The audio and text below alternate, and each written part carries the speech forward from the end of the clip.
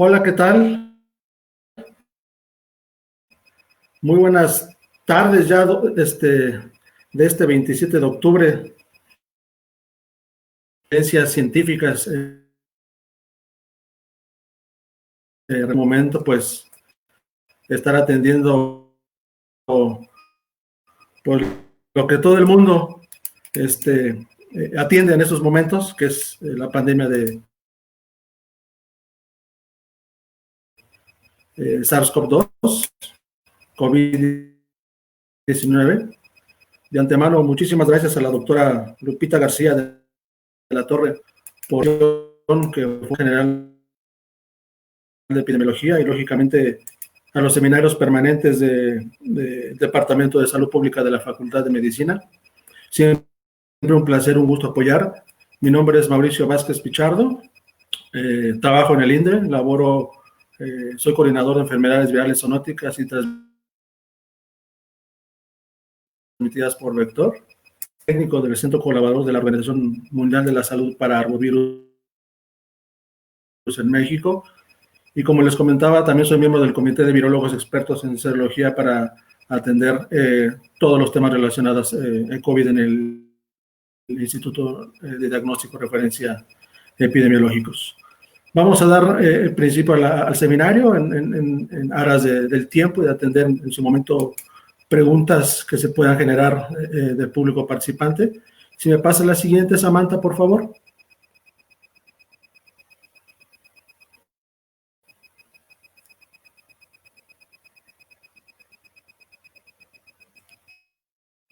Excelente. Lo que vamos a hacer ahorita en este momento es, yo no sé si vean ahí en la pantalla, eh,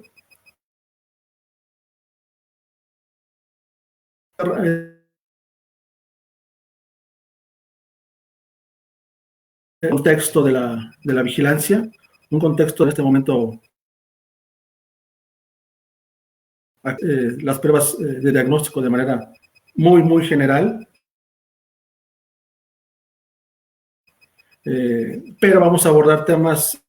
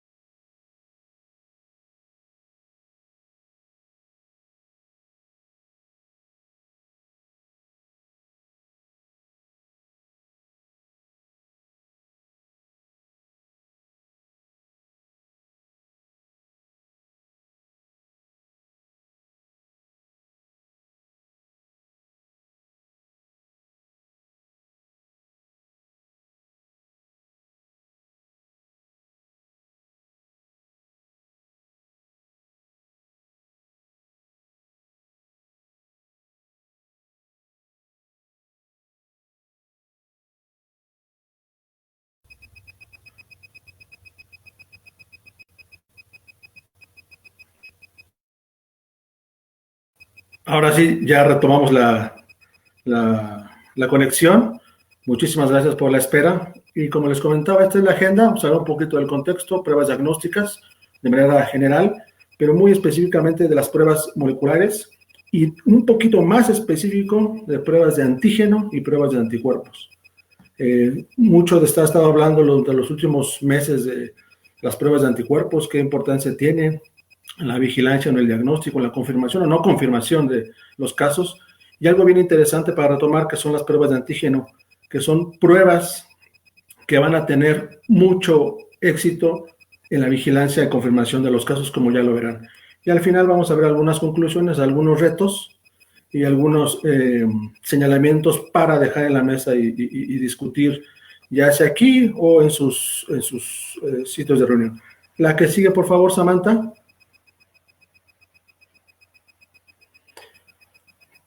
El nuevo coronavirus. Desde 2002 hemos venido hablando de este tipo de virus. Recordar que son virus monocatenarios de sentido positivo. Pero ya desde el 2002 ya tenemos la evidencia científica de tener contacto con SARS-CoV. Para 2012, es decir, para una década después, se nos vienen los brotes en Arabia Saudita de MERS-CoV.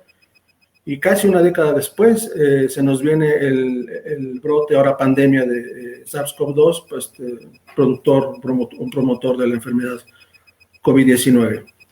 No quiero involucrar todo lo que está incluido en la imagen del lado izquierdo, pero sí tener en cuenta ciertos puntos claros. Y los ciertos puntos claros es que actualmente no tenemos ningún fármaco que haya logrado evidenciar el tratamiento de esta enfermedad. Como todos sabemos, están en desarrollo ciertas vacunas, algunas están ya en procesos más adelantados que otros, y esperamos que en un momento muy oportuno y más rápido de lo que esperamos, que tengamos una vacuna disponible capaz de generar respuesta inmunitaria sostenida para neutralizar el virus.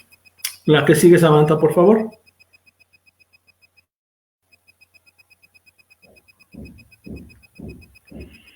¿Cómo sabemos o cómo supimos que realmente ante lo que nos estábamos enfrentando era el virus SARS-CoV? Bueno, lo que se hizo fue generar evidencia científica mediante la caracterización nucleotídica, en donde evidencias generaron clústeres o agrupamiento de los virus, donde se evidenció que estamos ante la presencia de un nuevo virus. Todos sabemos que hay propuestas, hay hipótesis de generación de la pregunta es de dónde pudo haber venido este virus. Bueno, hay muchas hipótesis, sabemos que hay mucha relación, y ustedes lo ven ahí en la diapositiva. Hay mucha generación de evidencia muy relacionada con virus de murciélagos y genéticamente también de otro mamífero que es el pangolín, pero son las evidencias que tenemos hasta este momento. Se están generando mucho más, pero sabemos ahora actualmente que después de la caracterización nucleotídica o caracterización genómica, es decir, de todo el genoma, sabemos contra cuál nos estamos enfrentando en este momento. Y lógicamente toda esta generación de caracterización nucleotídica pues ha permitido desarrollar muchos protocolos de diagnóstico molecular, que en su momento en diapositivas más adelante lo vamos a retomar. La que sigue, Samantha, si eres tan amable, por favor. No entrar en detalle, sino sí definir y tener en cuenta cuándo hablamos de brotes epidémicos, cuándo hablamos de pandemias, cuándo hablamos de epidemias, ¿no? Estamos generando ahorita actualmente mucho interés ante la pandemia, y entender que la pandemia es una propagación de un agente etiológico de manera global, de manera mundial. A raíz de esto tenemos la declaratoria de la Organización Mundial de la Salud de una pandemia, ahora conocida por pandemia COVID-19 o pues, promovida por SARS-CoV-2, que fue una declaratoria emitida el 11 de marzo del 2020. Imagínense, ya estamos hablando, ya vamos a tener, desde que se generó evidencia en China, ya vamos para a finales de este año generar evidencia o tener contacto con un nuevo virus a nivel global. Ya va para, vamos a cumplir ya 12 meses. Entonces, Algo interesante es que se está, digamos que 12 meses o casi 12 meses es un tiempo muy corto, pero al mismo tiempo vasto para estar generando una cantidad de evidencia científica. En su momento lo vamos a retomar para que ustedes vean qué tanta evidencia científica se ha generado a partir de la pandemia, ¿no? Objetivos principales ante la declaratoria, lógicamente 4 principales son, que es el detectar oportunamente los casos. El objetivo es aislarlos y buscar los contactos de manera muy activa. La otra muy interesante y la más importante, que es salvar vidas. Lógicamente acompañado todo esto de limitar la transmisión de persona a persona. Y otro objetivo es, hablamos por ejemplo de diagnóstico, que es esta presentación, ¿no? Diagnósticos para atender COVID-19, diagnósticos por laboratorio. Pero finalmente la palabra diagnóstico debe venir acompañada de vigilancia epidemiológica, ¿sí? Cuando entendamos esta palabra de cuándo hacemos diagnóstico, cuándo hacemos vigilancia epidemiológica, vamos a entender en todo el contexto el por qué estamos haciendo lo que se está haciendo a nivel global y a nivel local en ciertos países.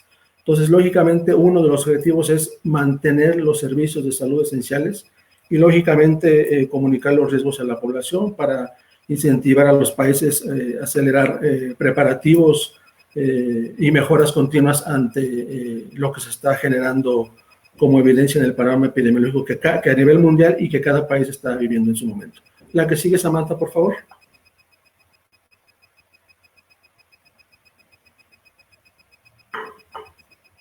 Les comentaba, al menos yo me considero una persona que no soy tan grande, pero al menos yo nunca había detectado o nunca habíamos detectado que existiera tanta generación de evidencia científica. Es decir, tanta generación de evidencia científica en tan corto tiempo. Ahora, con todas las facilidades que se tienen en la red, nosotros actualmente haciendo uso de una de ellas, bueno, ha permitido generar tanta evidencia científica. De hecho, muchos de las revistas han estado libres durante muchísimo tiempo para publicar. La que sigue, Samantha, por favor.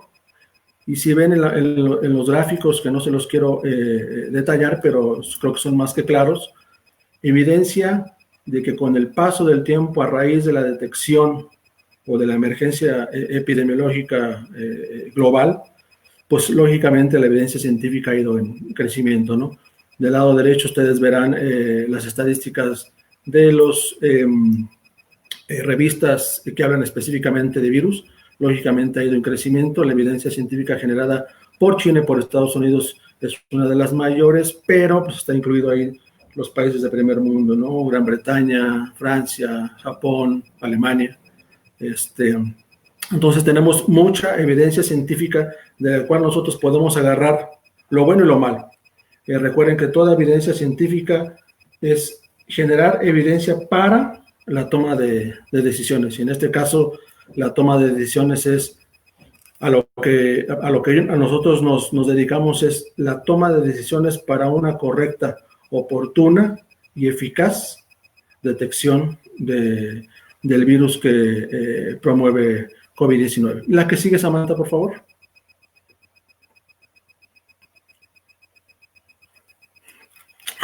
¿Qué criterios hay que tomar para las pruebas diagnósticas? Tenemos que ver cuál es el desempeño, cuáles son los valores predictivos positivos y los valores predictivos negativos. No podemos usar cualquier prueba que se haya generado en el mercado. Las pruebas que se van a ocupar, ya sea en México, en la región, en el continente o a nivel mundial, deben ir acompañadas con el desempeño, con su desempeño, para que vean respaldadas de que todo resultado que se emite es confiable. Entonces, los criterios de las pruebas diagnósticas es, dada la alta sensibilidad y especificidad que se demanda en estos casos o ante cualquier vigilancia o diagnóstico de cualquier enfermedad, lógicamente al momento, al hoy o hasta hoy, y creo que lo va a seguir siendo, pero con ciertos cambios, debemos de priorizar los ensayos basados en detección de ácidos nucleicos, ¿no? Lógicamente estamos hablando de los PCRs en sus diversas variables, otra de generación de plataformas cerradas, de plataformas abiertas, ya lo veremos en su momento. Por lo tanto, para la inclusión de alguna prueba o para que alguna prueba sea tomada en cuenta como diagnóstica, debe de cumplir principalmente por dos criterios. Uno, que el producto haya sido autorizado para comercialización por al menos una autoridad reguladora, que sea considerada por la OMS como autoridad reguladora, vaya. Y dos, la otra prioridad es que el producto esté incluido en un listado grandísimo que emite la Organización Mundial de la Salud de todos aquellos métodos o pruebas de diagnóstico evaluados que cumplen con la atención a la vigilancia de esta enfermedad. Entonces son ciertos criterios que debemos de tomar en cuenta ahorita, y algo bien interesante que hay que tomar en cuenta y que vale la pena mencionar es que así como hay un incremento de evidencia científica durante estos últimos 8 o 9 meses, hay una cantidad enorme de generación y de desarrollo de pruebas diagnósticas. Eso no significa que todas las pruebas diagnósticas sirvan. Deben de ser evaluadas y que deben, como les comentaba, algo bien importante, toda prueba diagnóstica que sea utilizada para la vigilancia debe de venir acompañada, lógicamente, de sus datos de desempeño. La que sigue, Samantha, por favor.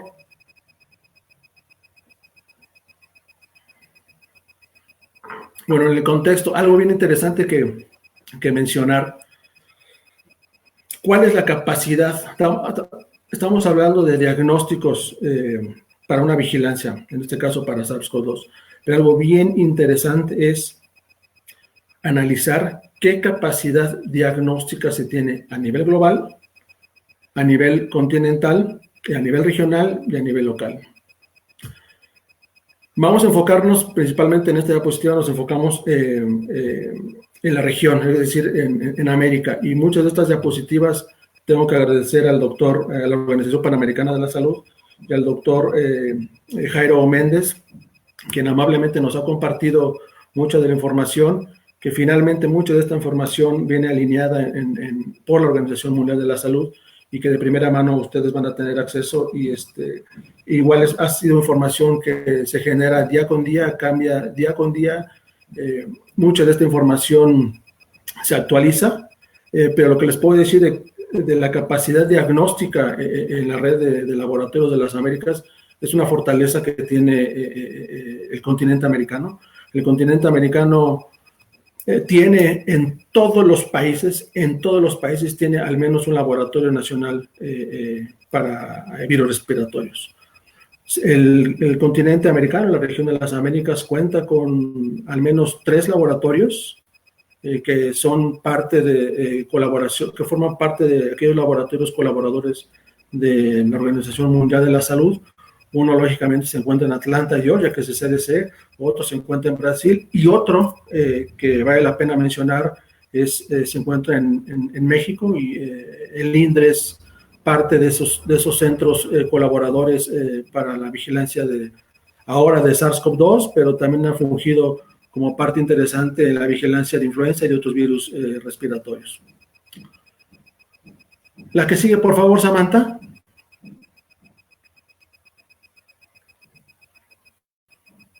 El diagnóstico para SARS-CoV-2 debemos de tener bien claro cuál es el papel del diagnóstico en la respuesta ante una pandemia, ¿no? Ya lo habíamos mencionado, que el objetivo principal es entregar resultados oportunos y confiables. Eso es lo que podemos resumir.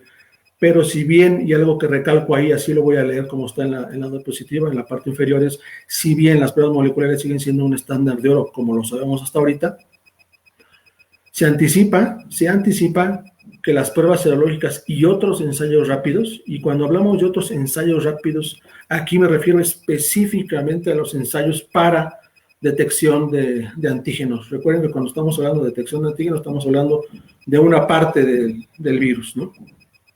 Entonces, se anticipa que este tipo de pruebas pudieran promover un desempeño o jugar un papel importantísimo en en abordar la creciente necesidad de pruebas descentralizadas. ¿Qué significa esto? Si bien México tiene una capacidad diagnóstica suficiente y muy robusta, que si ustedes me permiten comparar en la región con otros países, México tiene una capacidad diagnóstica y una infraestructura muy buena, por no decir que excelente, pero finalmente en todos puntos hay puntos de mejora y se están trabajando en ellos.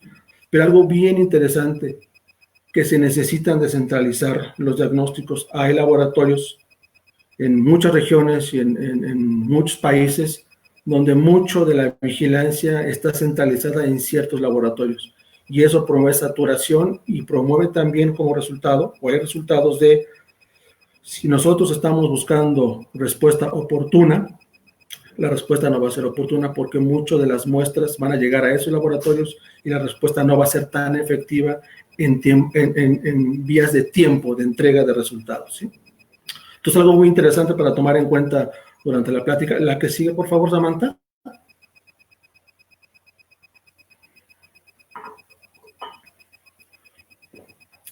Vamos a entrar ya de lleno a cuáles son los ensayos que tenemos disponibles para diagnóstico de COVID-19.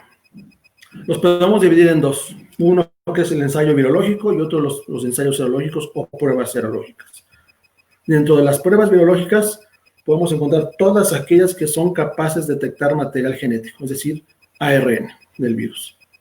Y dentro de esos ensayos o metodologías biológicas también encontramos lo que estábamos mencionando, que son las pruebas de detección de antígeno o proteínas. Estos ensayos virológicos tienen la capacidad de confirmar infección activa, contrario a los ensayos serológicos. Los ensayos serológicos tienen la capacidad de detectar anticuerpos IgG, anticuerpos IgM, de hecho inclusive hay protocolos o metodologías para detectar anticuerpos tipo IgA, pero algo bien interesante, estos ensayos serológicos no son capaces de confirmar infección activa.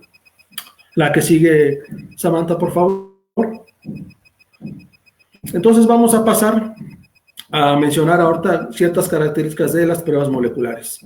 ¿Cómo comenzó todo para diagnosticar SARS-CoV-2? Se trabajó originalmente con protocolos, así los llamábamos en el laboratorio, protocolos de Berlín, que fueron protocolos desarrollados directamente en el Hospital Universitario de Charité en Berlín, Alemania, y que contaban con el aval de la Organización Mundial de la Salud en su momento. Recordar que todos estos protocolos, y por eso lleva la diapositiva, inicio. Y el inicio significa que debemos de tomar en cuenta que todo inicio no necesariamente tiene su final. Lo que vamos a hacer aquí es ver cómo las metodologías de diagnóstico han ido evolucionando al paso del tiempo. Y es lo que busca uno como parte de la parte operativa de vigilancia por laboratorio. Que si se puede mejorar la metodología, esta metodología tiende a mejorarse día con día. Pero así fue como se comenzó la vigilancia molecular, la prueba de oro que trabajamos ahorita a nivel mundial. Lógicamente este protocolo ha sido y es utilizado. Lógicamente existen muchas plataformas de detección, pero algo bien interesante para mencionar, que esta vigilancia que se tiene ahorita para SARS-CoV-2 se monta a partir de plataformas de vigilancia ya existentes, es decir, estamos hablando que ya se tienen plataformas de vigilancia o de diagnóstico para influenza o para otros virus respiratorios. Entonces, nada más se incluyó la vigilancia de SARS-CoV-2 en esas plataformas con ciertas particularidades, ¿no? La que sigue, por favor. La implementación, algo bien interesante. Y eso es algo que yo no sé si muchos de ustedes se han planteado, pero cuando existe la necesidad de implementar una vigilancia en un país, hay una gestión enorme detrás de esa implementación. Cuando hay una gestión de una metodología que se quiere implementar a nivel mundial, las cosas cambian. Y se hacen un poquito más complicadas en la cuestión de la gestión, pero la suficiente gestión necesaria se ha hecho por la Organización Panamericana de la Salud para que actualmente, les podemos comentar que actualmente hay 37 países con la capacidad de estar realizando la vigilancia del SARS-CoV-2. Y lógicamente hay 32 centros nacionales de influenza en 29 países y 37 países, como les comentaba, tienen la plataforma molecular, es decir, están haciendo la vigilancia de SARS-CoV-2 en sus países. Cada país ya tendrá su gestión necesaria para, de alguna manera, descentralizar la vigilancia y llevarla a otros laboratorios, como lo tenemos aquí en México. No necesariamente el INDE tiene que estar haciendo la vigilancia. Lo interesante es que México tiene descentralizado el diagnóstico por la capacidad que tienen infraestructura para realizar el diagnóstico, es decir, dentro de los 32 estados hay un laboratorio estatal de salud pública que lo hace y al interior de cada estado hay redes internas, todos avalados, todos aquellos laboratorios son avalados por el INDE, lógicamente. De los 37 países en la región que tiene la plataforma molecular, 17 de esos 37 cuentan, sí, aparte con la vigilancia molecular de rutina, que es el PCR en sus diversas plataformas, pero aparte tienen la capacidad de estar caracterizando nucleotídicamente los virus, es decir, tienen la capacidad de secuenciación. México es uno de ellos y México tiene la capacidad de secuenciar no nada más en un solo lugar, sino en diferentes lugares. De hecho, la UNAM es uno de las fuentes de evidencia científica que junto con otro grupo o con otros centros, incluyendo el INDRE, han generado evidencia científica de genomas completos en México. La que sigue, por favor.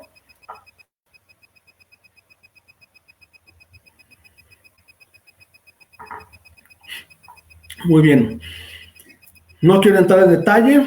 La mayoría conocemos cómo se lleva a cabo una vigilancia molecular utilizando la famosa prueba de PCR. Lógicamente, estas pruebas de PCR son ensayos ya muy bien evaluados y verificados.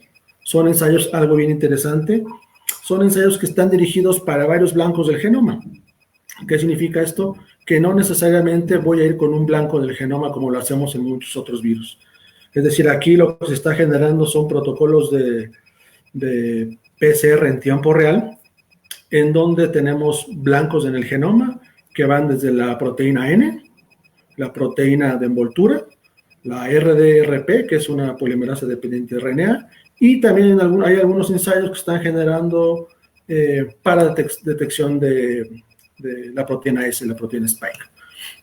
Los demás, como ustedes ven en la diapositiva, bueno, son generalidades del PCR, que finalmente entender que la vigilancia molecular conlleva una infraestructura muchísimo mayor, un tiempo muchísimo mayor en la generación de resultados que en otras metodologías que en su momento les vamos a tocar. La que sigue, por favor, Samantha. Las pruebas moleculares, nada más para mencionar que a partir del mes de enero, una vez que se identificó la circulación, bueno, la Organización Mundial de la Salud dio a conocer todas las pruebas que se pueden estar utilizando y son pruebas que fueron generadas por evidencia científica proporcionada por Alemania, Hong Kong, Estados Unidos, China y otros países, y estos son solamente algunos de los que han generado información importante para estar actualizando, que es lo que mencionábamos al inicio de la plática, estar actualizando las plataformas de vigilancia molecular. La que sigue, por favor, Samantha.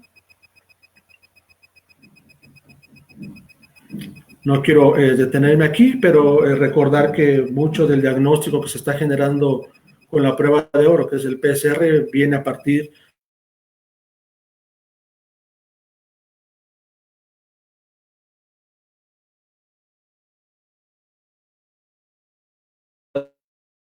de muestra idónea, que es una matriz, que puede ser el lavado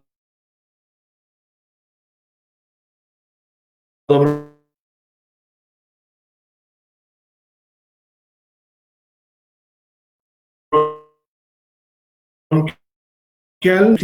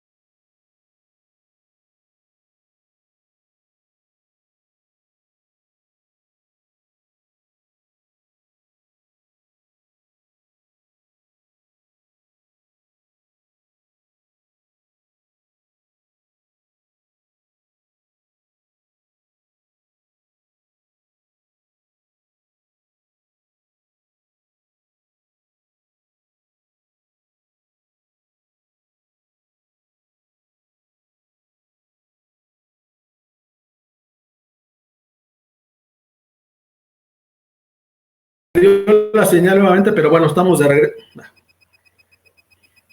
Se perdió la señal, pero estamos de regreso nuevamente. Samantha, si eres tan amable de ponerme la siguiente diapositiva, por favor. Lógicamente ya vimos esta parte que es el tipo de muestra. Y la que sigue es cómo, qué tenemos de directrices por parte de OPS. Lógicamente, la Organización Panamericana de la Salud se ha dado a la tarea de informar día con día si es necesario, y nosotros tenemos directrices desde el 30 de marzo de cómo los laboratorios nacionales de influenza deben y tienen que atender la vigilancia epidemiológica de esta enfermedad. Algo bien interesante y que no quiero que se deje a un lado. El hablar de diagnóstico viene acompañado de una vigilancia. La vigilancia sirve para la toma de decisiones, ¿sí? La que sigue, por favor, Samantha. La interpretación, lógicamente, un resultado positivo por PCR, bueno, como lo comentábamos al inicio, va a confirmar el caso. Por eso es que estas metodologías son señaladas como pruebas de oro. El resultado negativo, lógicamente, vamos a tener ausencia de material genético o en cantidades no detectables. Y aquí se abre un espacio para que en algunas, para tocar un punto interesante que es hacer ciertas recomendaciones cuando un resultado es negativo. Muchas, estas, por ejemplo, estas diapositivas también son brindadas por CDC amablemente. La propuesta que se hace desde CDC es muchas muestras con resultado negativo a PCR, pero con alta sospecha clínica o epidemiológica de padecer COVID, puede ser una muestra que el laboratorio pueda decidir repetir para confirmar. Pero ustedes imaginan repetir las miles de muestras.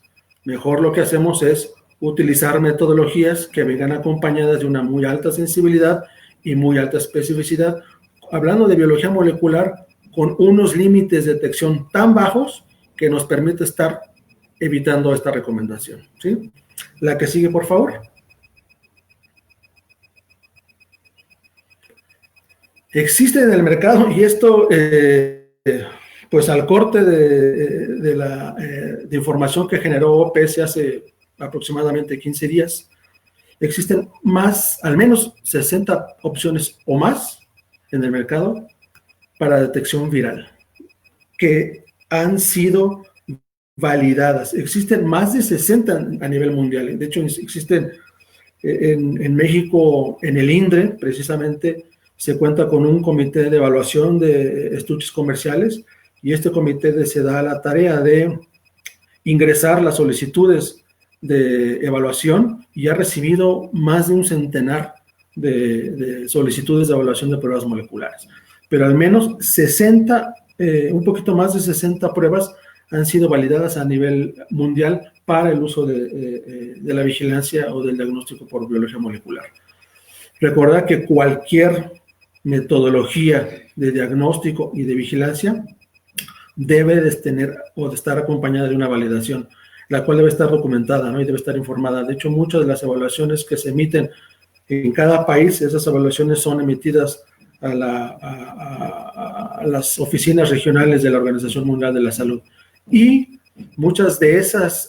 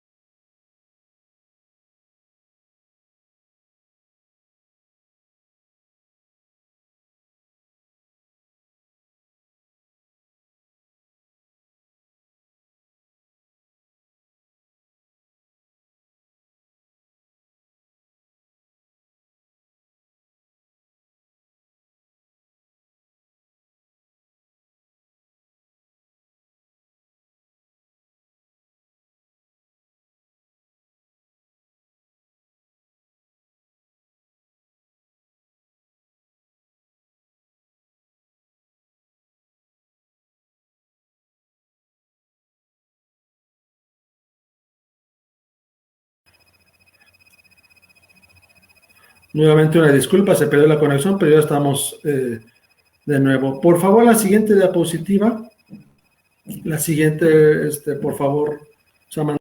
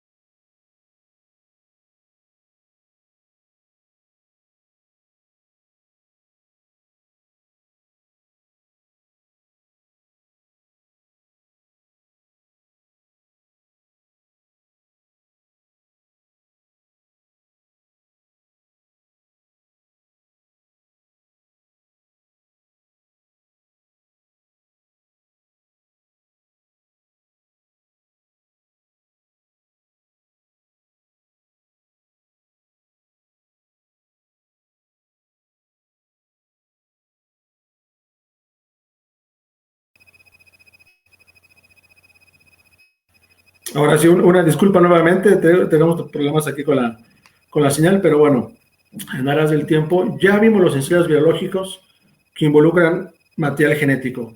Falta analizar todos aquellos ensayos biológicos que involucran la detección de antígeno, que pueden estar promovidas por una metodología de ELISA o por alguna prueba rápida llamadas POC, ¿no? Que es Point of Care. La que sigue, Samantha, por favor.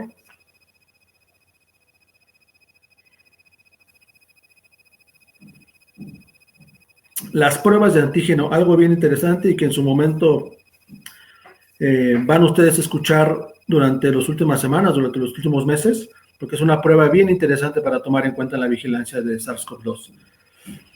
Las pruebas de antígenos, ¿qué buscamos con la prueba de antígenos? Es, lógicamente, hacer muchísimo más robusta la vigilancia que tenemos por biología molecular, pero esta vigilancia es la más robusta desde el sentido de confirmación de casos, ¿sí?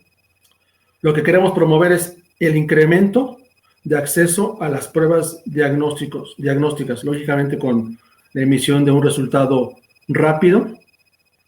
Lógicamente, esto viene acompañado, y si lo vemos así, viene acompañado del aumento del número diario de muestras procesadas y mejorar los tiempos de oportunidad, es decir, los tiempos del estándar de servicio de cuando me llega una muestra, yo emito el resultado. Eso se estaría mejorando con la implementación de otras metodologías.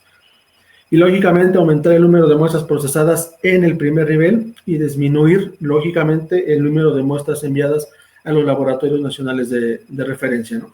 La que sigue, por favor, Samantha.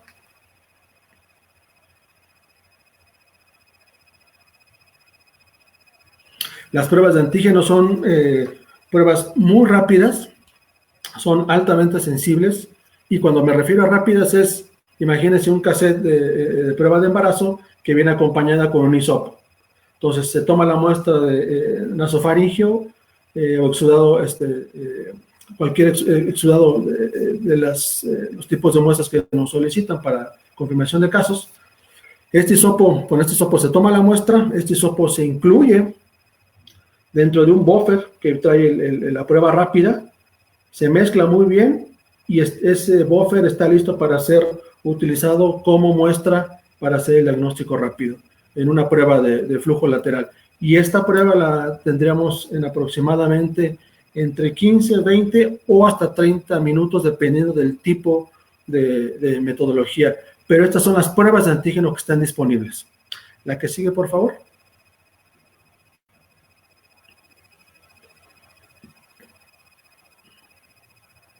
¿Qué tipo de pruebas de antígenos tenemos? Tenemos pruebas de antígeno, como se los mencionaba, estilo inmunocromatografía, y hay dos marcas, las cuales OPS y la Organización Mundial de la Salud ya tiene referencia de su buen desempeño, que son las que ustedes están viendo del lado derecho, y como verán, son pruebas sumamente rápidas, como su nombre lo dice, que en aproximadamente entre 20 y 30 minutos ustedes están ya detectando el resultado. Imagínense hacer esto de manera masiva, facilitaría muchísimo la vigilancia y el diagnóstico de esta enfermedad del momento. La que sigue, por favor. Otro tipo de prueba que es también para detección de antígenos es, lógicamente, pruebas que se basan en reacciones de inmunofluorescencia, y una de ellas es la marca que ustedes ven ahí, que también está avalada por la Organización Mundial de la Salud. Y también lo único que se requiere aquí es tener la capacidad de acceso al equipo que ustedes ven ahí referido, que es un lector, que es el que va a leer la inmunofluorescencia. Pero en la compra de la adquisición de los estuches viene el equipo, y entonces en menos de 30 minutos ustedes estarían obteniendo el resultado, y si es en caso de ser positivo, estaríamos confirmando el caso. En caso de ser negativo, descartar bajo ciertas directrices, porque también el estar ocupando antígenos no es ocuparlas como una prueba de oro como lo es el PCR. La que sigue, por favor.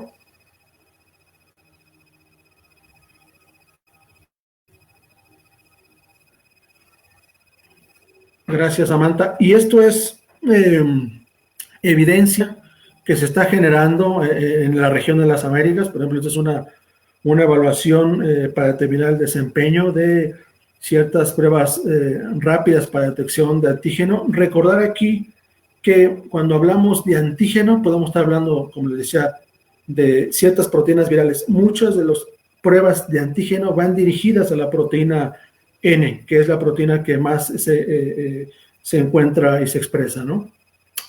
Vemos que el laboratorio o el Instituto Nacional de Salud de Colombia, que se encuentra en Bogotá, hicieron un análisis de las pruebas rápidas para detección de antígeno y estratificaron la verificación, la evaluación del desempeño de estas metodologías utilizando población sintomática y asintomática.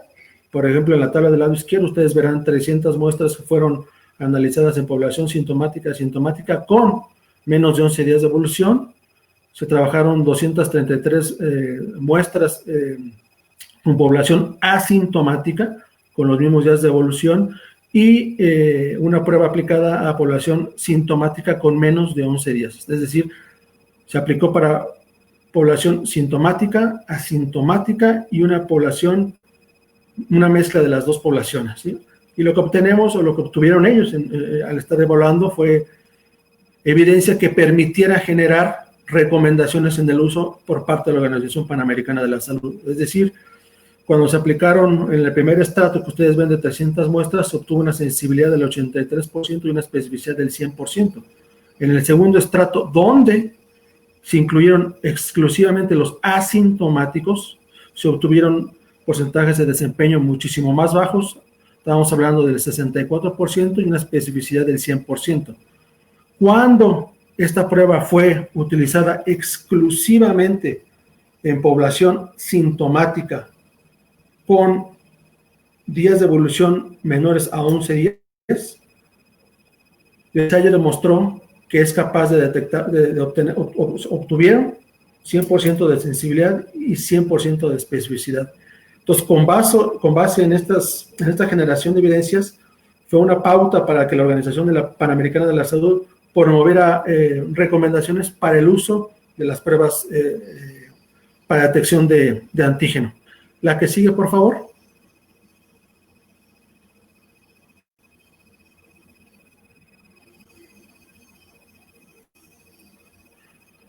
Pruebas de antígeno. ¿Cuáles son las recomendaciones? Ya lo habíamos dicho, y a raíz de todas estas evidencias que se generaron, es utilizarlos única y exclusivamente en casos sintomáticos, ¿sí?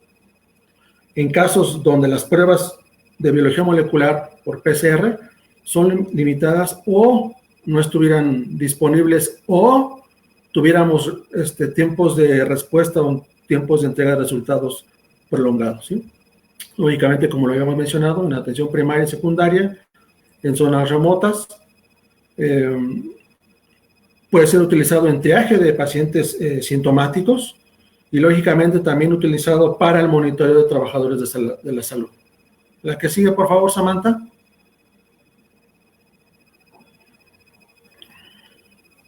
Estos son los algoritmos, y no me voy a detener, porque eso lo pueden encontrar en las páginas de OPS, que son las pruebas, los algoritmos que proponen la Organización Mundial de la Salud, la Organización Panamericana de la Salud, para el uso de los antígenos.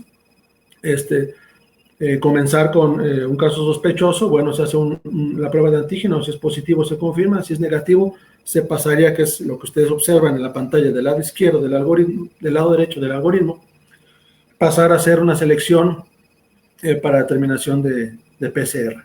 La que sigue, por favor.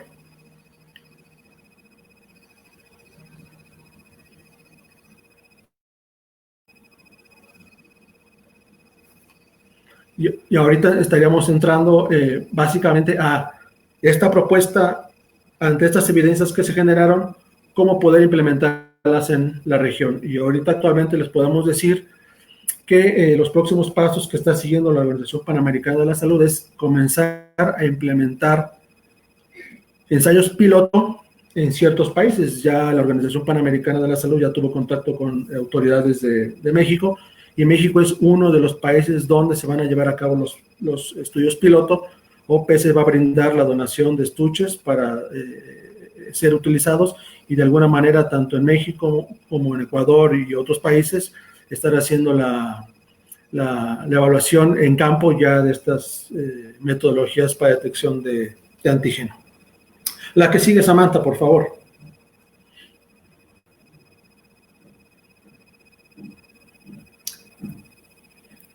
Pruebas de antígeno en general. Todo resultado, toda implementación de una nueva metodología debe de ser evaluado cuando una muestra sale negativa.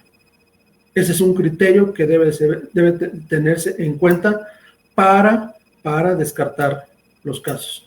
Lo demás, lo que ustedes ven en los puntos anteriores, es detalles que ya habíamos analizado en previas diapositivas. La que sigue, por favor.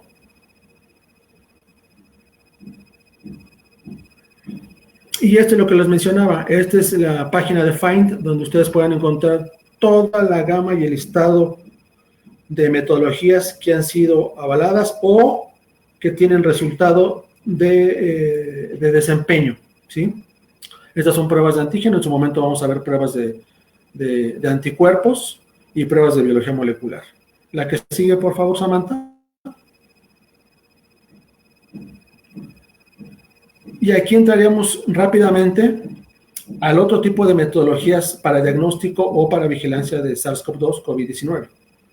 Lógicamente, si bien es sabido, como lo vimos al inicio, las pruebas o las metodologías serológicas no me van a confirmar los casos, pero no por eso los voy a dejar de usar las vamos a dejar de usar para otros objetivos. Y uno de los objetivos es, entre muchos otros, es qué sabemos de la prevalencia de la enfermedad en los países, en las regiones. Para eso se pueden utilizar las pruebas serológicas. Pueden ser pruebas serológicas rápidas, pruebas serológicas por ELISA, pruebas serológicas por quimioluminiscencia. La que sigue, por favor.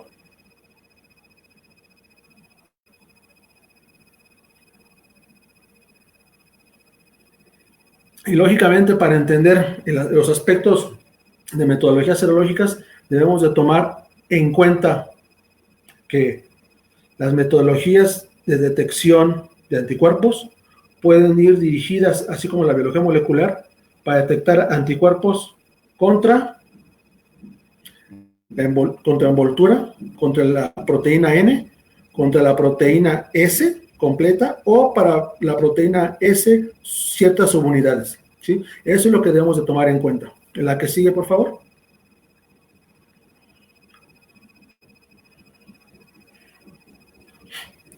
Lo único que quiero mencionar, lo que queremos mencionar con esta diapositiva es que así como hay condiciones para el uso de pruebas moleculares, hay condiciones para el uso de pruebas de antígeno, también hay para pruebas serológicas. Y lo que se busca para las pruebas serológicas es hacer investigación y determinar el porcentaje de población que ha tenido contacto con el virus. Es decir, saber mediante estudios de cero encuesta qué porcentaje de la población ya ha tenido contacto con el virus. La que sigue, por favor.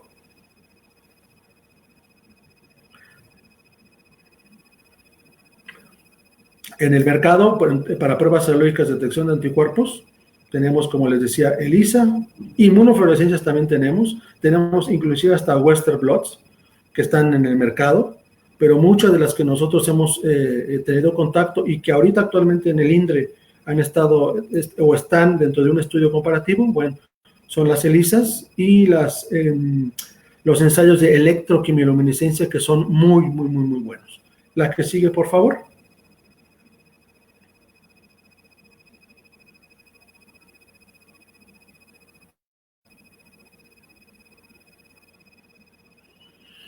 Como les decía, ¿qué tenemos? Pruebas, de hecho, inclusive tenemos hasta ELISAs comerciales. Algo bien interesante que sí les tengo que mencionar, y va a ser muy rápido ya porque en aras del tiempo, es México también tiene desarrollo de pruebas serológicas y serológicas caseras. Tan es así que la UNAM y el Instituto Politécnico Nacional han desarrollado sus propias metodologías, y esas metodologías están dentro del bloque de metodologías en el estudio de comparativo en el INDRE actualmente. Podemos, como les decía, detectar anticuerpos mediante metodologías de electroquimioluminiscencia. Normalmente estas van dirigidas para detección de anticuerpos IgG. Podemos tener metodologías para detección de anticuerpos IgM. Podemos tener metodologías para detección simultánea de anticuerpos y de antígenos, o mezcla de anticuerpos, ya sea IgA más IgM, IgM más IgA, la mezcla de IgM más IgG más IgA. Hay todas esas herramientas para diagnóstico serológico. Recordarles algo bien interesante: para diagnóstico serológico existe, así, al igual que la prueba molecular, existe una metodología de oro, que es la referencia, que es la PRNT. Pero esta PRNT, como usa, o ya sea virus infeccioso o pseudovirus, en los primeros casos deben ser utilizadas áreas de alta contención. Estamos hablando de nivel 3, y cuando se utilizan pseudovirus podemos estar utilizando nivel 2. Pero solamente estas metodologías de serología, que es la PRNT, que detecta porcentaje de anticuerpos neutralizantes, es ubicada como una de las pruebas serológicas de oro. La que sigue, por favor.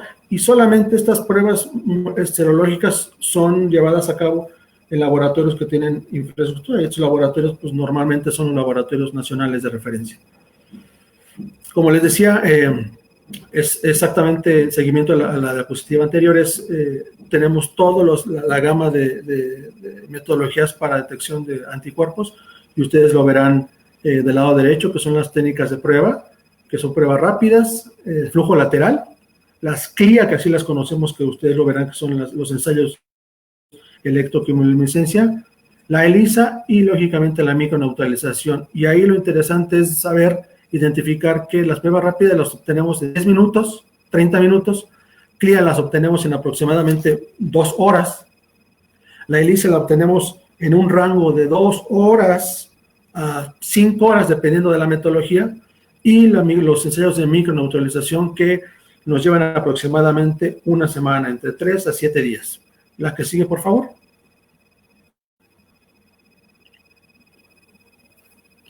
Algo bien interesante, y quiero que pongan su atención en la parte inferior de la gráfica. Tomando en cuenta ELISA, ensayos de flujo lateral, que lo van a identificar ahí como LFIA, y CLIA, que es la electroquimioluminiscencia. Y en todos los casos con pacientes con COVID o pacientes sin COVID, el mejor resultado, tanto de verdaderos positivos como de falsos negativos, los obtiene, lógicamente, la metodología diagnóstica utilizando CLIA, que es la electroquimioluminiscencia. Y México está utilizando la electroquimioluminiscencia para ciertos ensayos. Actualmente en el INDE nosotros tenemos dos plataformas de electroquimioluminiscencia. Uno es de la marca Roche y otro es de la marca Abbott. Están en estudios de comparación. La que sigue, por favor.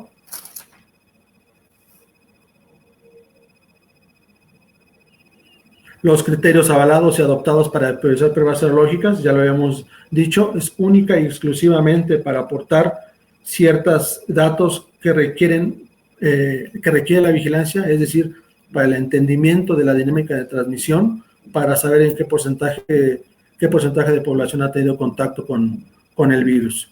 Recordar que no son pruebas confirmatorias, pero que pueden estar soportando algunos datos para el entendimiento de la pandemia. La que sigue, por favor.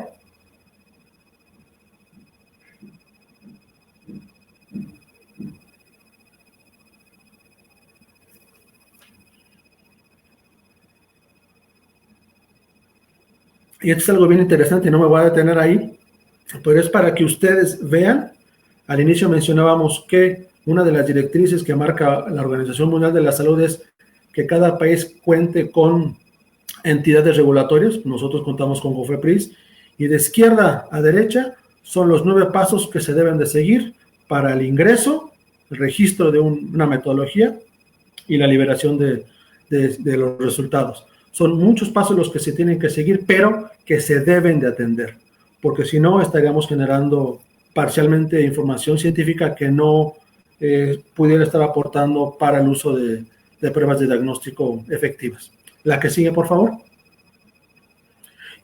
Y lógicamente todos estos resultados ustedes los pueden encontrar en la página oficial de coronavirus. Aquí, por ejemplo, se las muestro, que es una actualización que se sacó a partir en el corte del 10 de julio, pero ustedes pueden encontrar este tipo de información donde también se genera información de interpretación de resultados. Ustedes lo ven del lado derecho viene cómo se puede interpretar un resultado, y todas las interpretaciones mencionan que no son casos confirmados. Es probable, ¿sí? La que sigue, por favor.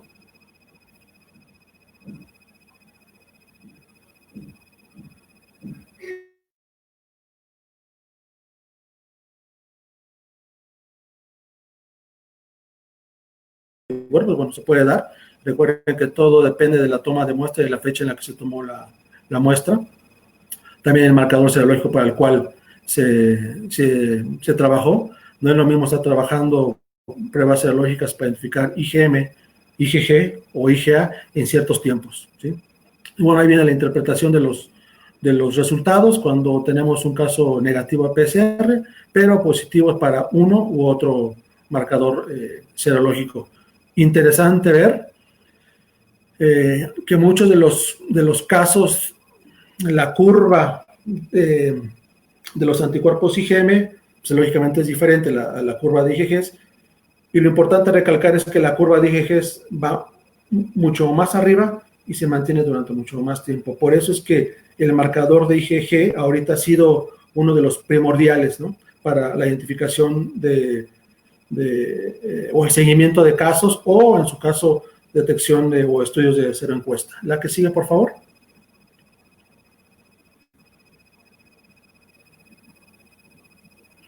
Esto es, por ejemplo, las pruebas serológicas que se encontraban en el mercado, información al corte del mes de julio. Estamos hablando de 366 resultados, es decir, 366 pruebas serológicas que se encontraban en el mercado.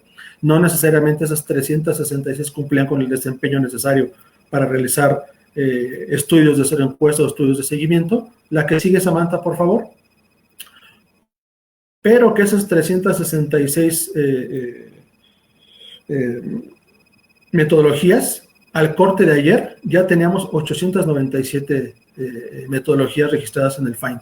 Entonces, como se dan cuenta, día con día, semana con semana, mes con mes, van incrementándose las metodologías serológicas, pero el reto es mucho mayor. Mientras más se generan, lo que se busca en la vigilancia y en el diagnóstico es contar con metodologías que sean capaces de brindar información en la vigilancia epidemiológica.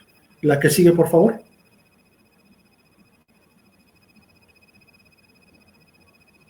Y este es un ejemplo. Por ejemplo, aquí lo que en la línea de las X, lo que ven ustedes es la sensibilidad en el eje de las Y. Vamos a encontrar el tipo de estudio que se está haciendo. Todas las líneas moradas que ustedes ven de manera horizontal y los puntos son los resultados de la sensibilidad de al corte del mes de julio de las pruebas que se habían analizado. Y si ustedes analizan y se dan cuenta, Hay pruebas serológicas que tienen una sensibilidad por debajo del 25%. Hay un grueso que tiene una sensibilidad entre el 50 y el 75%. La que sigue, por favor, Samantha. Totalmente diferente cuando hablamos de especificidad. Cuando hablamos de especificidad, entonces esta gráfica ya cambia. Muchas de las pruebas serológicas, hablando de especificidades, están por arriba del 75%. La que sigue, por favor, Samantha. Algo bien interesante, que es lo que estamos trabajando en el INDRE actualmente, como les comentaba, es, por ejemplo, aquí es un ejemplo nada más, la plataforma de una de las marcas que se están verificando. Si se dan cuenta, tiene una sensibilidad y una sensibilidad tan robusta que nos permite estar abordando muy probablemente en un futuro ensayos para generación de evidencia científica de seroencuestas en México. La que sigue, por favor.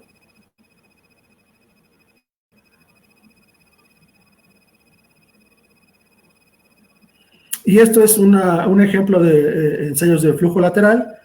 ¿Cómo se basan? Pues agregar aproximadamente entre 20 y 30 microlitros de la muestra. Estas se unen de manera antígeno-anticuerpo, se revelan con anticuerpos marcados y después de 15 a 20 minutos de reacción, ustedes verán las líneas que detectan si es positiva o es negativa, y en caso de ser positiva, si es positiva, a qué marcador serológico. La que sigue, Samantha. En la que sí van a ver fotografías reales de lo que es un ensayo de flujo lateral, donde observamos muestras positivas para IgM o positivas para IgG o positivas para los dos. Recordar que ahí, si ustedes ven, en medio del cassette dice una C y una T. El T es de la prueba y el C es de control. Siempre y cuando salga la raya de las franjas del control, la prueba que se observa abajo, la línea que se observa abajo es válida. De su lado izquierdo al derecho, ustedes observarán muestra positiva para IgG, muestra positiva para IgG con IgM también, aunque la IgM se ve muy tenue, pero es positiva, y del lado derecho ven claramente una muestra que es positiva para IgG y para IgM. La que sigue, por favor.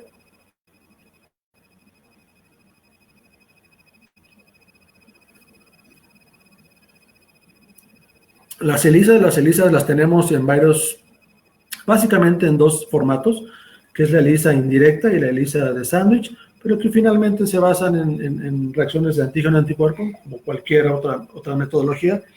Como les decía, lo importante y lo interesante aquí es identificar que el blanco serológico va a ser la proteína N en muchos de los casos.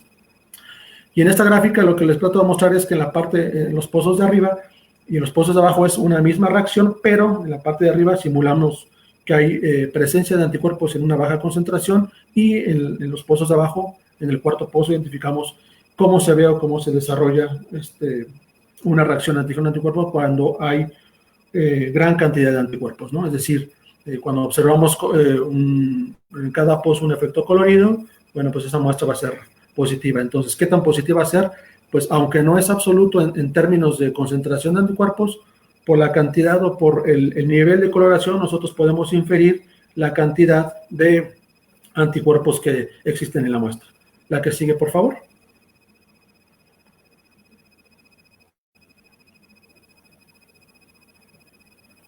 Las muestras de CLIA, que son las de electroquimiluminiscencia, estas metodologías o estos formatos son formatos mucho más robustos, ocupan plataformas muy grandes, muy robustas, que te permiten estar de manera continua, estar identificando o analizando muestras. Nosotros podemos decir que después de 20 o 30 minutos de haber iniciado el ensayo, cada minuto podemos estar obteniendo resultados. Entonces, estas se ocupan de manera mucho más robusta, lógicamente para ensayos, como les comentaba, para ensayos de seroencuestas. Y esto, la diferencia que tiene con los ensayos de ELISA, que también esta se basa en ensayos de antígeno-anticuerpo, es que esta metodología se basa en la detección de señales de quimioluminiscencia, que son generados a partir de cambios en el potencial, que son detectados por la máquina, que es una máquina muy sensible, y como ustedes, como lo habíamos comentado, es una de las plataformas que mejor desempeño han demostrado, no a nivel nacional, sino también a nivel mundial. Tan es así, hay, al final de la plática, que ya estamos por terminar, hay una evidencia científica que se acaba de publicar esta semana de estudios de suberencuesta en el sureste del país. La que sigue, por favor.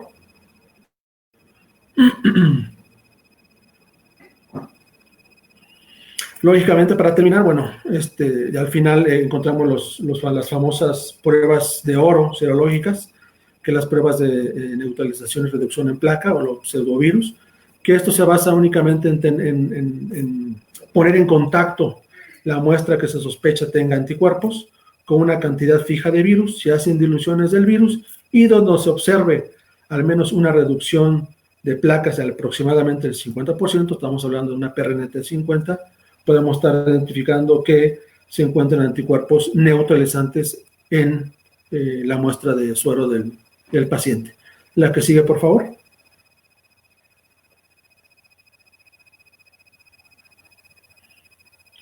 CLIA, que es lo que les decía, estamos haciendo estudios comparativos en el INDRE y uno de los estudios incluye electroquimioluminiscencias y también ELISAs comerciales y también ELISAs caseras que han sido desarrolladas por la UNAM y por el Instituto Politécnico Nacional. La que sigue, por favor.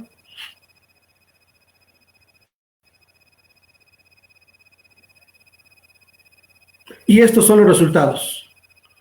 No quiero abundar, pero pongan su atención del lado derecho de la gráfica. Del lado izquierdo vienen identificados cuáles son los formatos de las metodologías, ELISA, flujo lateral o CLIA. Y lo que observamos es, donde dice CLIA, observamos los mayores porcentajes de desempeño. Y eso es lo que nosotros buscamos. Metodologías que me puedan confirmar la presencia del analito que yo estoy buscando, ¿sí? Recordar que no hay una metodología infalible, que tenga el 100% de sensibilidad, 100% de especificidad, pues lo podemos obtener, pero en campo puede estar variando. Entonces, los mayores porcentajes de valores predictivos positivos y valores predictivos negativos los vamos a encontrar en las metodologías de electroquimioluminiscencia. La que sigue, por favor. Y esto lo vamos a ver, por ejemplo, lo van a ver en la siguiente gráfica, donde observamos al final el equipo que actualmente está usando el INDRE. De hecho, el INDRE tiene un laboratorio especializado, así como tenemos un comité de evaluaciones, hay un laboratorio especializado en estar generando evidencia científica de estudios de seroencuesta. De hecho, el laboratorio así se llama, Laboratorio de Seroencuestas. Este laboratorio está generando evidencia junto con otros laboratorios dentro del comité de evaluación para saber qué metodología podemos estar ocupando en la generación de ciertos datos. La que sigue, por favor.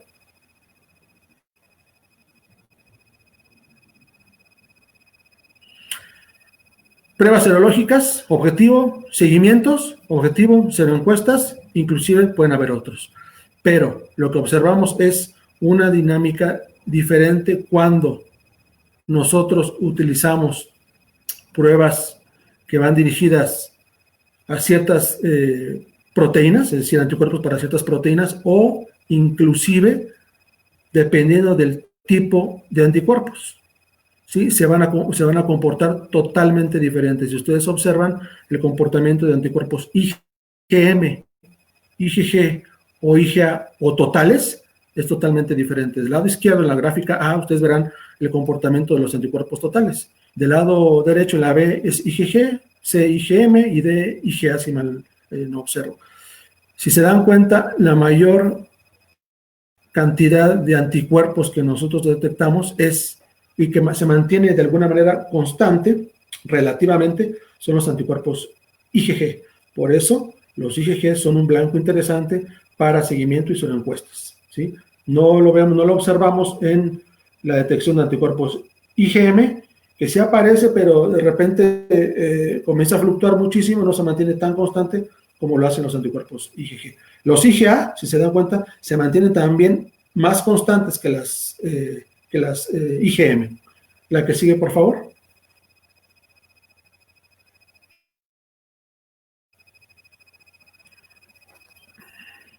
Y esto es básicamente lo mismo, de manera disgregada, anticuerpos totales, IgM, IgG e IgA, tanto en casos asintomáticos casos presintomáticos y sintomáticos, y vean cómo los anticuerpos IgG, que lo van a ver en la segunda línea, se mantienen mucho más constantes y una concentración mucho mayor. Ese es el objetivo de estar utilizando metodologías que detectan anticuerpos IgG. No necesariamente es la única. Si tenemos la opción de estar detectando anticuerpos IgM más IgG, más IgM más IgA, bueno, es una opción interesante, ¿no? Pero si de primera instancia, si tenemos acceso a IgGs, es una muy buena opción para estarle dando seguimiento al caso, en caso de querer hacer investigación operativa o en caso de estar generando evidencia de exposición en una población al virus. La que sigue, por favor, Samantha. Esto es básicamente lo mismo, algo bien interesante, bien interesante. De lado, ustedes van a observar todas las gráficas, una gráfica roja que es todas aquellas gráficas, esa gráfica simula, bueno, se generó a partir de los anticuerpos que se detectaron en casos severos. Y si ustedes observan, todos los anticuerpos o la concentración de anticuerpos que se observa en mayor proporción, en mayor concentración, es en los casos severos. La que sigue, por favor.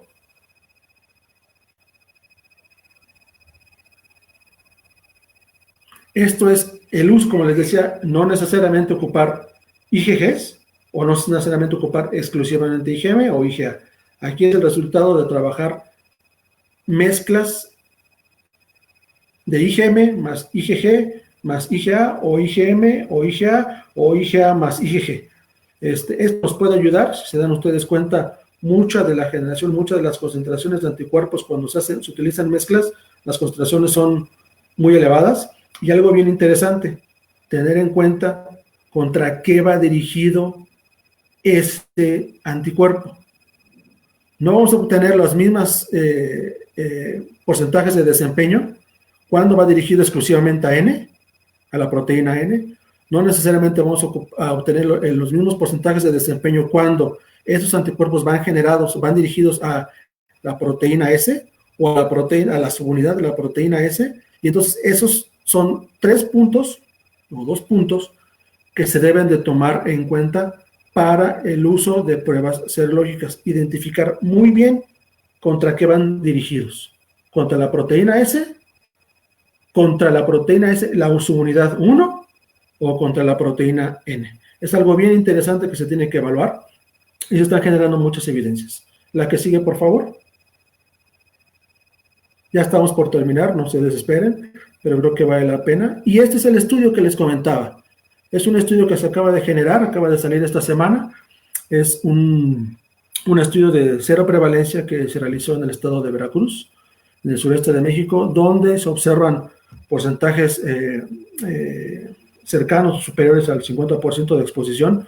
Vean qué interesante es. Acá lo interesante es saber qué porcentaje de la población ha tenido contacto con el virus, ¿sí? En algunos casos se ha habido, en otros países, ya sea de aquí del continente, de la región o de otros continentes, han comenzado a generar evidencia que aproximadamente el 6%, el 10%, el 15% de la población ha tenido contacto. Pues ya México está comenzando a generar evidencia científica. Y precisamente mucha de la generación de la evidencia científica viene a raíz del uso de metodologías que tienen un desempeño muy aceptable en la parte serológica, ¿sí? Este es uno de los primeros estudios. Esperemos que uno de los estudios que esté generando posteriores vengan del grupo de INDRE junto con otros colegas de la UNAM y de otras instituciones para estar aportando información necesaria para la toma de decisiones, ¿no? La que sigue, por favor, Samantha, perdón.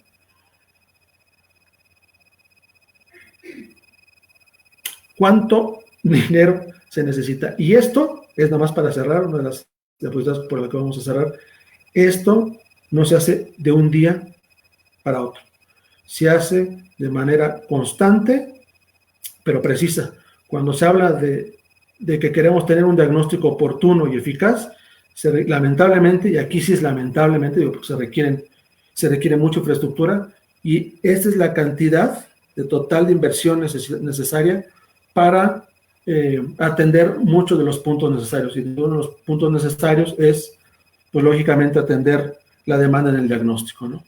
Se requieren 6 billones, de los cuales se han invertido hasta hace pocas semanas 500 millones, ¿no? Entonces, falta mucho, necesitamos hacer más, sí, pero no por hacer más necesitamos hacerlo mal.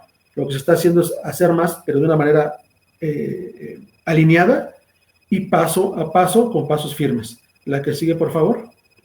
Y algo bien interesante, entender que mucho de lo que se hace aquí, ahorita lo están haciendo en todo el mundo. Y no es de que México tiene una plataforma diferente a la que tiene Japón, y Japón está ocupando otra plataforma con la cual está confirmando casos. Aquí lo interesante es que la ciencia se está uniendo, la Organización Mundial ha unido a la Organización Panamericana dentro de nuestra región para homologar criterios y estandarizar metodologías. Eso es algo bien interesante. No me voy a detener en esto, pero se los dejo para que lo lean. Lo interesante es que ahora más que nunca se demuestra la importancia del liderazgo y del trabajo en equipo. Es algo bien interesante. Ya lo decían muchos colaboradores en muchos foros. Algo bien interesante que se ha generado de esta pandemia es que estamos trabajando contra 2 virus. El virus de SARS-CoV-2, pero también el virus de la ignorancia. Hay mucha ignorancia todavía y creemos que sabemos mucho, pero al mismo tiempo cuando rebobinamos y adentramos, sabemos que sabemos, nos damos cuenta que sabemos un poquito más y entonces hay que comenzar a trabajar. Este trabajo, esta presentación, no me quiero despedir sin darle las gracias a la Organización Panamericana de la Salud, a los centros de la CDC, lógicamente a las autoridades del INDRE, a mis colegas, que muy amablemente mucha de la información me la han aportado y me han enseñado mucho. La que sigue, Samantha, por favor. Ya para terminar, les dejo esta reflexión. Finalmente, yo trabajo en salud pública también, y como trabajador de una entidad de salud pública, yo doy un servicio en salud. Por lo tanto, soy un servidor público y lo que les puedo decir es que lo que hago, lo hago con mucha pasión y es lo que más me gusta. Por su atención, muchísimas gracias. Quedo abierto, hay muchas preguntas. Samantha, yo no sé si muchas de las preguntas las podemos resolver. Tienen mi correo, podemos estar en contacto. Yo me daré tiempo de estar respondiendo respuestas de todos ustedes durante esta semana, comunicándome de manera muy precisa con cada uno de ustedes. Al parecer ya tenemos un listado de participantes. Quiero agradecer amablemente su atención, y muchas de las preguntas igual no las podemos resolver en este momento, pero no porque no querramos, sino porque estamos en vías de generación de evidencias, pero muchas de las que tengamos acceso a responderla de manera muy oportuna lo haremos. Y nuevamente agradecer a la doctora Lupita García y a la Facultad de Medicina por la invitación. Esperamos y deseamos que no sea la última vez, y quedo atento a sus sugerencias, comentarios, y un agradecimiento nuevamente a los organizadores y a todos aquellos que nos acompañaron. Muchísimas gracias y tengan muy bonita tarde.